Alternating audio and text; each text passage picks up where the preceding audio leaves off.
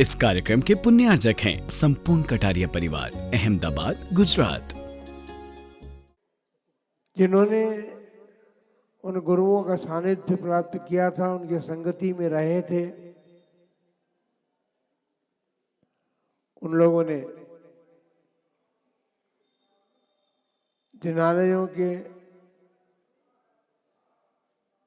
निर्माण में अपना सहयोग भी दिया था। भाग्यशाली हैं आप, जिस जिनालय में अपन सब लोग बैठे हैं और जिस जिनालय की विधि प्रतिष्ठा महोत्सव संपन्न किया है। जिनालय जिनेंद्र भगवान के आलय, जिनालयों में भगवान विराजमान होते हैं। जिनालय ईंट, चूने और पत्थर से बनते,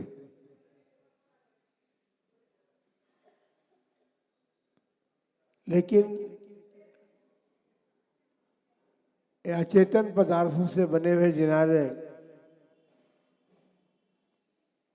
हमारी चेतना को जागृत करने में कारण बनते, बल्कि यूं कहा जा सकता है कि जो चैतन्य हमारे शरीर में विद्यमान है, उस चैतन्य की चेतना जो है उसको जगाने में समर्थ कारण है। जो इन जिनालयों का आश्रय लेता है उसके जीवन में जागृति आती है।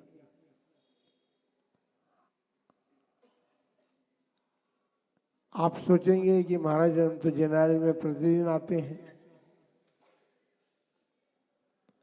अनेक तीर्थों की यात्रा भी करते हैं, शाश्वत निर्वाण भूमि सम्य शिखर की यात्रा हमने कई बार की है। यात्रा तो बहुत लोग करते हैं। यात्री संसार के प्रत्येक प्राणी है। यात्रा करना सभी का लक्ष्य होता है, बस अंतर इतना सा है, यात्रा हम कहाँ की कर रहे हैं। दो प्रकार की यात्राएं हैं, एक संसार परिभ्रमण की यात्रा है और एक संसार से मुक्त होने की यात्रा है।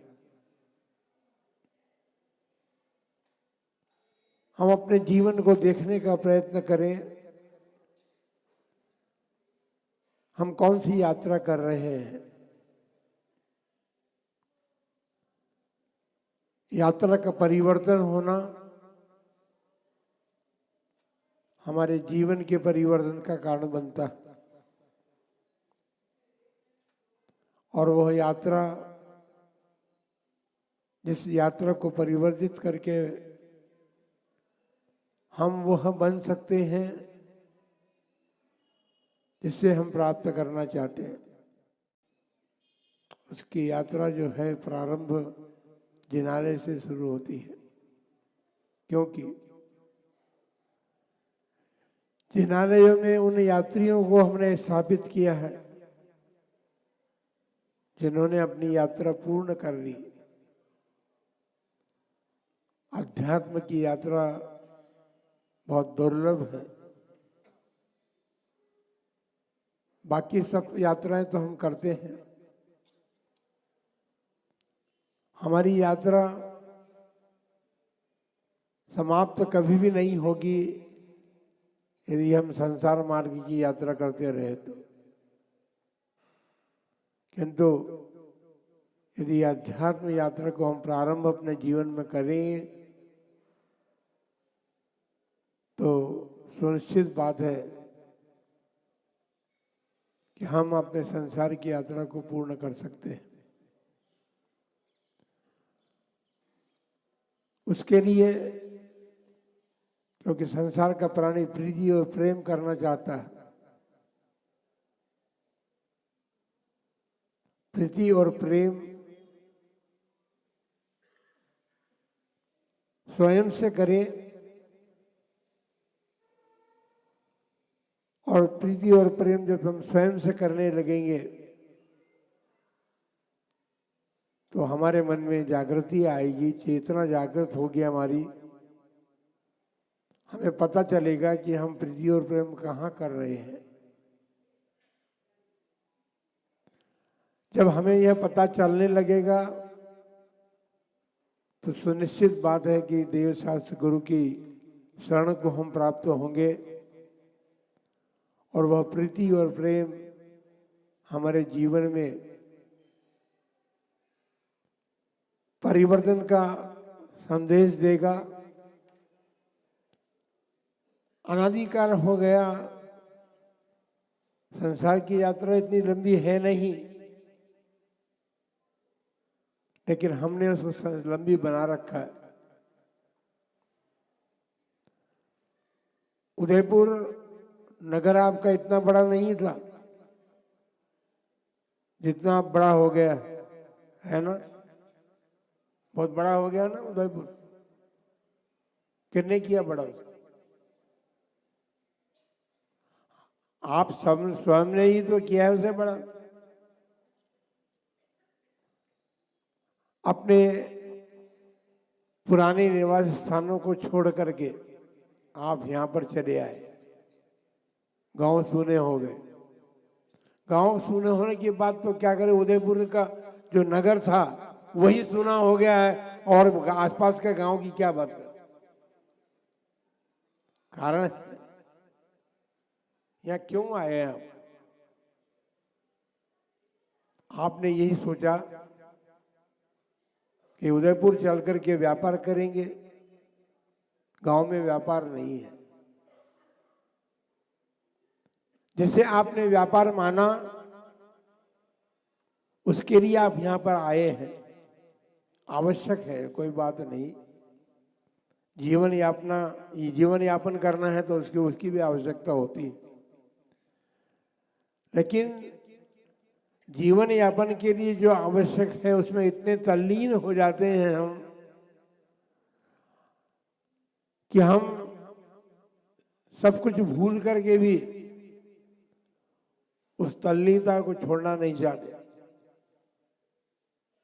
बंदो, जिनाले हमें यही तो संदेश और उपदेश देता है। बोले महाराज, हम तो प्रतिदिन दर्शन करते हैं, भगवान तो बोलते नहीं है। भगवान हाथ पर हाथ रख करके बैठे हैं, हाथ लटकाए हुए खड़े हैं, बोलते कुछ भी नहीं है। हमने उनकी वाणी को सुना ही नहीं। वो हाथ पर हाथ रख करके क्यों बैठे हुए हैं? यही तो उपदेश है उनका। यही उपदेश हमें दे रहे हैं वो, लेकिन उसे हम ग्रहण नहीं करते। फिर दूसरी बात एक हम और कहना चाहते हैं कि धर्म से प्रेम करने की बात होती है, लेकिन देखते हैं कि आपके अंतरंग में जैसी प्रीति होनी चाहिए धर्म से, वैसी नहीं। धर्म की क्रियाएं करना चाहते हैं, बात हम शास्त्रों की करते हैं, किंतु शास्त्रों में जो कुछ लिखा है, जैसा विधान बनाया गया है, उस विधान के अनुसार अपने धार्मिक क्रियाओं को हम संपन्न नहीं करते। इसलिए हमारी संसार की यात्रा दीर्घ बढ़ती चली जा रही है। जिस दिन हम अपने आप को संकुचित करेंगे, विषयों से अपने मन को हटाने का प्रयत्न करेंगे, एक वृद्धावस्था को प्राप्त व्यक्ति भी विषयों से हटने की बात नहीं सोचता। तो ऐसा जीवन जब आपका चलेगा तो ऐसे जीवन के साथ आपकी यात्रा कभी समाप्त ही नहीं होगी। कहने का मतलब यह है, जब तक यात्रा चलती रहेगी तब तक, क्योंकि आप घर से जब निकलते हैं, तीर्थ यात्रा के लिए भी जाते हैं, तो आपका मन कहता है कि अब थक गए, समय शिखर का पहाड़ चढ़ के अब थक गए, इसलिए क्या मन करता, घर जाना। तो जितने सीमित समय के लिए आप यात्रा के लिए गए थे, उसके बाद आपका मन फिर यही सोचता है कि अब थकान आ गई है। लेकिन संसार की यात्रा करते करते आप कभी थके नहीं। जिस दिन आप ये सोचने लगे, आपका मन ये कहने लगे कि अब तो बहुत हो गया, अब हमारी थकान दूर करने का अवसर आ गया है, तो थकान दूर करने के लिए आपको भगवान के बाद गुरुजनों का आश्रय लेना पड़ेगा। हम सोचते बहुत हैं, नई पीढ़ी के बालकों को बहुत तैयार करने का मन करता है, और उसमें एक कारण सबसे बड़ा ये भी है कि माता पिता उन नए पीढ़ी के बच्चों को, क्योंकि उदयपुर अपने गांव को छोड़ के उदयपुर आए इसीलिए कि उनको पढ़ाएंगे, लिखाएंगे, शिक्षित होंगे, और शिक्षा होने के बाद उनके दिमाग में क्या रहता है पता है आपको? आपके दिमाग में भी रहता है, बच्चा पढ़ लिख जाएगा, जॉब करेगा। इसी उद्देश्य को लेकर के आजकल के बच्चे पढ़ाई लिखाई कर रहे हैं, और जॉब वह स्थिति है, उस जॉब को प्राप्त करने के लिए कितने पापड़ बेलते हैं, उसके बाद के मिलती है। और फिर यदि पढ़ लिख गए, जॉब मिल भी गया, तो 18 घंटे जॉब में आपको लगाना पड़ता है, क्योंकि ऊंची जॉब चाहिए आपको, और ऊंची जॉब के लिए तो फिर शरीर को पहलना पड़ेगा। बंधुओं, ये जो मार्ग है, जैसा कि पंडित जी सोचते हैं, मार्ग अच्छा है बच्चों को शिक्षित करने का। अभी आज महाराज का उपदेश भी हुआ, महाराज ने भी यही कहा, बच्चों को आप मोड़िए, मोड़िए, मंदिर की तरफ मोड़िए उनको, लेकिन उसका जो उपाय बतलाया गया है, उस उपाय को करने की आवश्यकता वृद्ध माता पिता, दादा दादी को भी आवश्यकता है। हमने सुना है बचपन में दादियाँ जब बच्चे उनके पास जाते थे तो उनका लाड़ प्यार जो है उनके जीवन बनाने के लिए होता था।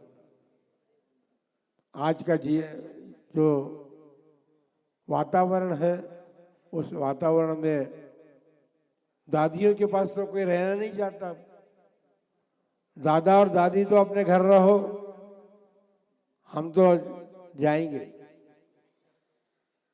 जब दादा दादी के पास आप अपने बच्चों को रहने नहीं देना चाहते हैं, आप स्वयं रहेंगे तो बच्चे भी आपके दादा दादी के पास रहेंगे, और जब दादा दादी के पास नहीं रहेंगे तो उनको संस्कार नहीं मिलते, योग्य बन सकते हैं। धर्म के संस्कार बहुत अलग बात अभी है, लेकिन अभी तो आप उनको अपने परिवार में रहने के संस्कार तो दीजिए। परिवार में कैसे रहना, सास किस प्रकार अनुशासन सिखाती है बहू को, लेकिन आज सास ही स्वयं अनुशासित नहीं है तो बहुओं को क्या अनुशासन करेगी। आप सब मोबाइल के ज़माने में सब मोबाइल हो चुके हैं। हमने मोबाइल की परिभाषा बनाई है, जो अच्छे भले संस्कारों से आपको छुटकारा दे दे, वो मोबाइल है। या धर्म सभा में बैठे हुए हैं, मंदिर में आए हैं भगवान के दर्शन करने के लिए, जो आपके कान पकड़ ले और उठाकर बाहर आपको कर दे, उसको मोबाइल कहते हैं। यही तो बात है ना। मोबाइल में घंटी बजते ही आप भगवान की पूजा कर रहे हैं, भगवान के दर्शन कर रहे हैं, गुरुओं का उपदेश श्रवण कर रहे हैं, तो आप साथ में लेकर के आते क्यों हैं इसको? मोबाइल को घर छोड़ के आइए, वो आपको मोबाइल करेगा। और जब मोबाइल आप साथ लेके रखे आए हैं तो आपका उपयोग फिर इन कार्यों में नहीं लग सकता। इन कार्यों में लगने के द्वारा ही आप अपने संस्कारों को परिवर्तित करने का प्रयत्न और पुरुषार्थ करेंगे। क्योंकि ये जिनालय आप बनाया है, हमको बड़ा हर्ष और आनंद होता है। उस शिलालेख लगा है, उसको हमने 3 बार पढ़ा भी अब यहाँ बैठे बैठे। इस कार्यक्रम के पुण्यार्जक थे संपूर्ण कटारिया परिवार, अहमदाबाद, गुजरात।